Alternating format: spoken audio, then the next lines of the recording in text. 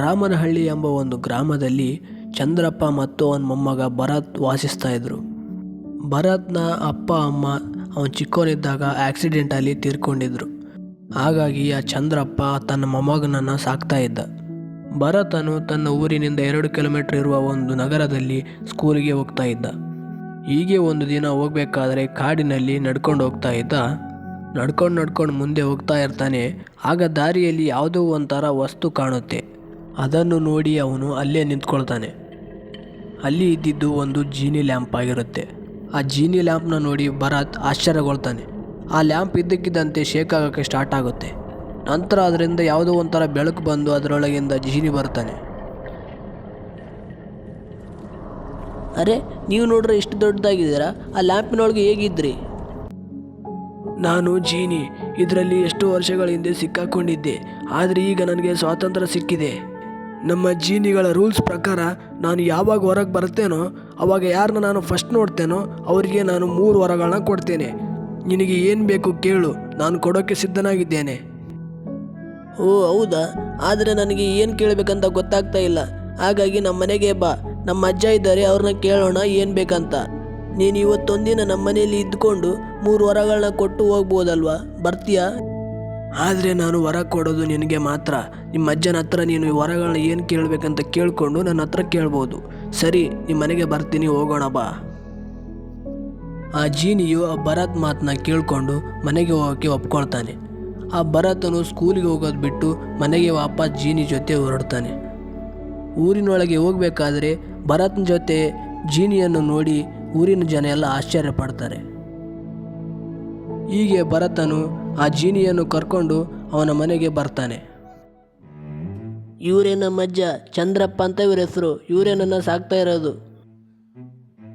ನಮಸ್ಕಾರ ಚಂದ್ರಪ್ಪನವರಿಗೆ. ನಾನು ಜೀನಿ. ನಾನು ಇಷ್ಟು ವರ್ಷ ಲ್ಯಾಂಪಿನೊಳಗೆ ಬಂಧಿತನಾಗಿದ್ದೆ.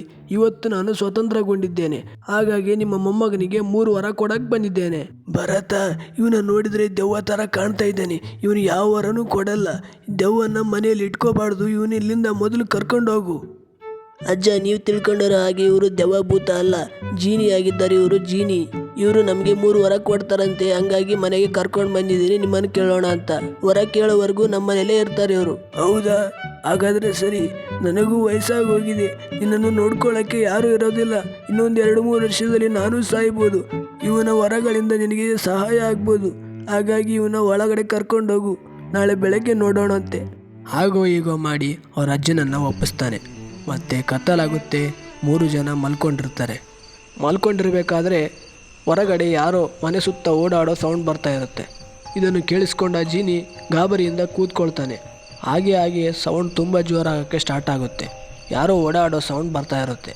ಜೀನಿಯು ಅದನ್ನು ಏನು ಅಂತ ನೋಡಲು ಹೊರಗಡೆ ಹೋಗ್ತಾನೆ. ಹೊರಗಡೆ ಹೋಗಿ ನೋಡಿದರೆ ಯಾರೂ ಕಾಣಿಸೋದೇ ಇಲ್ಲ. ಅದೇನು ಅಂತ ನೋಡಲು ಮುಂದೆ ಹೋಗ್ತಾನೆ. ಆಗ ಹೋಗಿದ್ದ ಜೀನಿ ಮತ್ತೆ ವಾಪಸ್ ಬರೋದೇ ಇಲ್ಲ.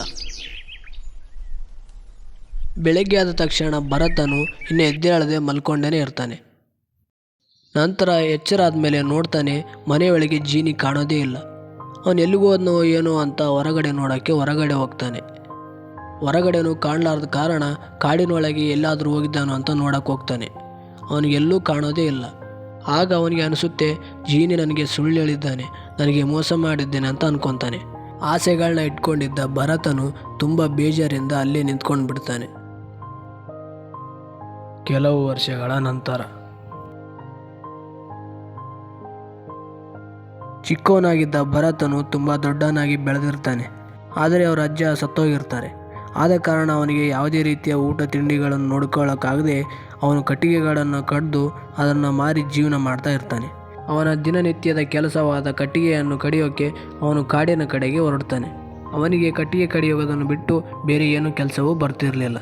ಹಾಗಾಗಿ ಅವನು ಕಾಡಿನ ಕಡೆಗೆ ಹೋಗ್ತಾ ಇರುವಾಗ ಕೆಲವು ವರ್ಷಗಳ ಹಿಂದೆ ಕಾಣಿಸ್ಕೊಂಡಿದ್ದ ಜೀನಿ ಲ್ಯಾಂಪ್ ಮತ್ತೆ ಅವನ ಕಣ್ಣಿಗೆ ಬೀಳುತ್ತೆ. ಆಗ ಭರತನು ಅದರ ಹತ್ರ ಹೋಗಿ ಅದನ್ನು ಕೈಯಲ್ಲಿ ಹಿಡ್ಕೊಂಡು ಉಜ್ಜೋಕ್ಕೆ ಸ್ಟಾರ್ಟ್ ಮಾಡ್ತಾನೆ. ಆಗ ಅದರಲ್ಲಿದ್ದ ಜೀನಿಯು ಹೊರಗಡೆ ಬಂದ್ಬಿಡ್ತಾನೆ. ಅರೆ ಮೋಸಗಾರ ಜೀನಿ, ಮತ್ತೆ ಬಂದ್ಯಾ ನೀನು? ನಾನು ಯಾರಂತ ನೆನಪಿದ್ಯಾ ನಿನಗೆ? ಕೆಲವು ವರ್ಷಗಳ ಹಿಂದೆ ನನಗೆ ಮೋಸ ಮಾಡಿ ಹೋಗಿದ್ದೀಯಲ್ಲ, ಹೊರ ಕೊಡ್ತೀನಿ ಅಂತೇಳಿ. ಅದೇ ಭರತ್ ನಾನು. ನಿನ್ನಂಥ ಮೋಸಗಾರನ ಎಲ್ಲೂ ನೋಡಿಲ್ಲ ನಾನು. ರಾತ್ರಿ ನನಗೆ ಹೇಳಲಾರ್ದೆ ಕೇಳಲಾರ್ದೆ ಹೋಗ್ಬಿಟ್ಟಲ್ವಾ? ಅರೆ ಭರತ್, ನಾ ಹೇಳೋ ಸ್ವಲ್ಪ ಕೇಳಪ್ಪ. ಅವತ್ತು ರಾತ್ರಿ ಏನಾಯ್ತಂತಂದರೆ ನಾವು ಎಲ್ಲರೂ ಮನೆಯೊಳಗೆ ಮಲ್ಕೊಂಡಿದ್ದಾಗ ಯಾರೋ ಹೊರಗಡೆ ಮನೆ ಸುತ್ತ ಓಡಾಡ್ತಾ ಇದ್ರು. ಅದು ಏನಂತ ನಾನು ಹೊರಗಡೆ ನೋಡಕ್ಕೆ ಅಂತ ಬಂದಾಗ ನನ್ನ ತಂದೆಯ ಶತ್ರು ಒಬ್ಬ ಮಂತ್ರವಾದಿ ನನ್ನ ಹಿಡಿದು ಮತ್ತೆ ಜೀನಿ ಲ್ಯಾಂಪ್ ಒಳಗೆ ಹಾಕಿಬಿಟ್ರು. ಹಾಗಾಗಿ ನಿನಗೆ ಹೊರ ಕೊಡೋಕ್ಕಾಗಿರ್ಲಿಲ್ಲ. ನನ್ನನ್ನು ಕ್ಷಮಿಸ್ಬಿಡು. ಆದರೆ ಈಗ ನಿನಗೆ ಹೊರ ಕೊಡ್ತೇನೆ, ಚಿಂತೆ ಮಾಡೋಕೆ ಹೋಗ್ಬೇಡ. ಈ ಸಾರಿ ನಿನಗೆ 3 ಅಲ್ಲ 6 ಕೊಡ್ತೇನೆ ಹೊರ. ನಿನಗೇನು ಬೇಕು ಕೇಳು. ಕ್ಷಮಿಸು, ನಾನು ನಿನ್ನನ್ನು ತಪ್ಪಾಗಿ ತಿಳ್ಕೊಂಡಿದ್ದೆ. ನನ್ನ ವರಗಳನ್ನು ಕೇಳೋಕ್ಕೆ ಸ್ಟಾರ್ಟ್ ಮಾಡ್ತೀನಿ ಈಗ. ಭರತ್ ವರಗಳನ್ನು ಕೇಳೋಕೆ ಸ್ಟಾರ್ಟ್ ಮಾಡ್ತಾನೆ. ಅವನ ಒಳ್ಳೆ ಮನಸ್ಸಿನಿಂದ ಊರಿನ ಜನರಿಗೆಲ್ಲ ಒಳ್ಳೇದಾಗಲಿ ಅಂತ ಕೇಳ್ಕೊಳ್ತಾನೆ. ಅವನ ಹಾಗೆ ಯಾರು ಅನಾಥರಾಗಿರಬಾರ್ದು ಊರಲ್ಲಿ ಅಂತ ಕೇಳ್ಕೊಳ್ತಾನೆ. ಊರಲ್ಲಿ ತುಂಬ ದಿನಗಳಿಂದ ಮಳೆ ಬಂದಿರೋದಿಲ್ಲ, ಹಾಗಾಗಿ ಅವನು ಮಳೆ ಬರಲಿ ಅಂತ ಕೇಳ್ಕೊಳ್ತಾನೆ. ತನಗಾಗಿ ಏನಾದರೂ ಕೇಳ್ಕೊಳ್ಬೇಕಂತ ಅಂದ್ಕೊಂಡು ತನಗೆ ಒಂದು ಬಂಗಾರದ ಮನೆಯನ್ನು ಕೇಳ್ಕೊಳ್ತಾನೆ.